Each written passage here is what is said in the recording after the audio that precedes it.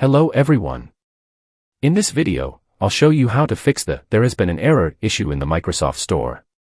So, without wasting any time, let's get started. First, go to the search bar and type Services, then open it.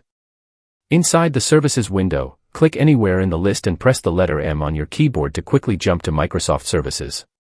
Look for Microsoft Store Install Service. Once you find it, right-click on it and select Properties. Make sure the startup type is set to automatic. Then click Stop, wait a few seconds, and press Apply, then OK. After that, right-click on the service again, refresh it, and go back into Properties. Confirm that it is set to automatic and that the service is now running. That's the first step. Next, go back to the search bar and type Installed Apps, then open it. Scroll down until you find System Components, and locate Microsoft Store. Click on the three dots next to it and select Advanced Options. Now click Repair and wait for it to complete. After that, click Reset and wait again until the process finishes. Once done, close everything.